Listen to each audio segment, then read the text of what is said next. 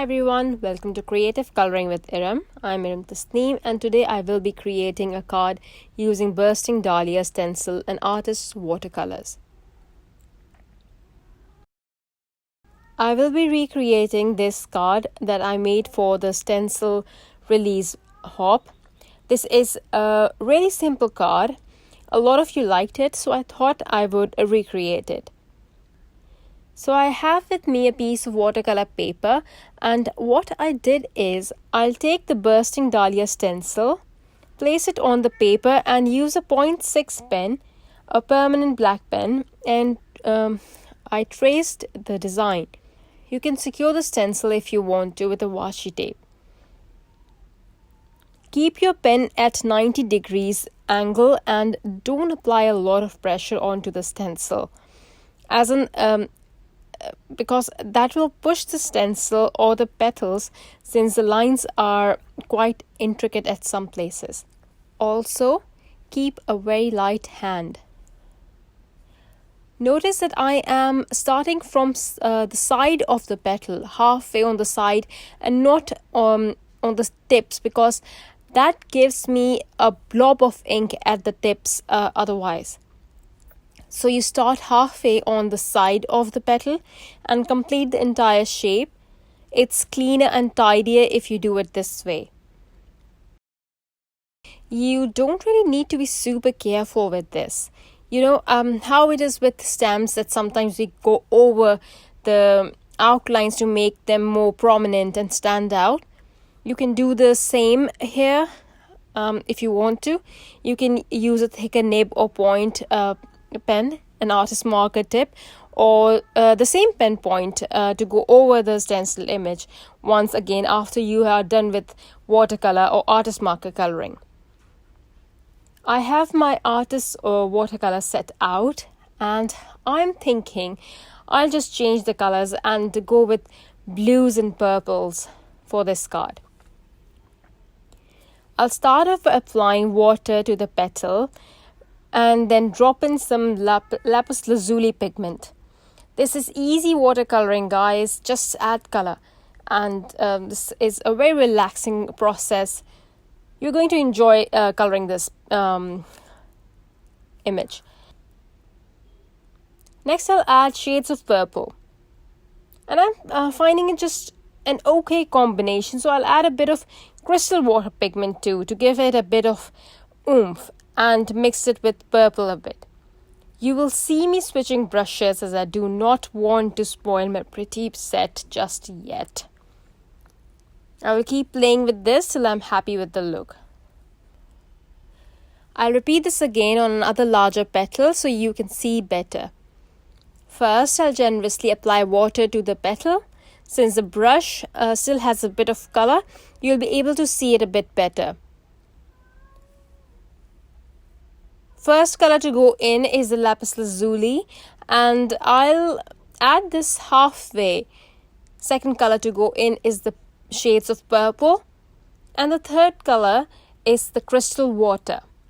As I move on, I'll omit the lapis lazuli altogether and use only the shades of purple and crystal water. For variation, you can also start by adding purple first, or more of it. There are no rules, guys. Have fun. I'll be right back.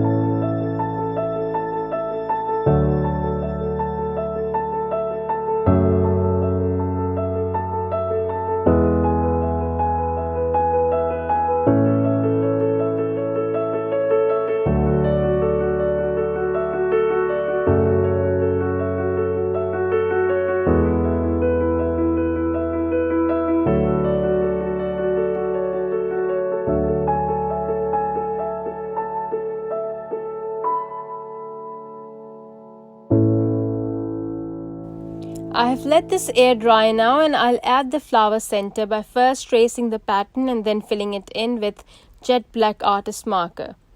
You can add white dots to these with a gel pen or add crystals to the center too. Now I'll fussy cut it, leaving a white outline, and once I'm done, I'll cover any paint I got outside the line with a white gel pen. This is not necessary, but if there is a lot of paint, you can cover it with a white gel pen or use white acrylic paint. It is absolutely your choice. For the card front, I'll add black paint splatters, but before doing this, I'll see where the flower looks good. Once I have my placement, I'll add my splatters, then wait for them to dry.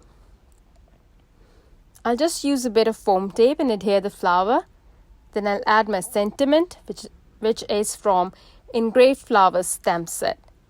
I'll cut off the excess petals from the two sides and glue the petals since they're on the edge. So I'm just going to glue them from the two sides. And that's it. My card is ready. I hope you enjoyed the video and liked the card. Thank you everyone for watching. Bye.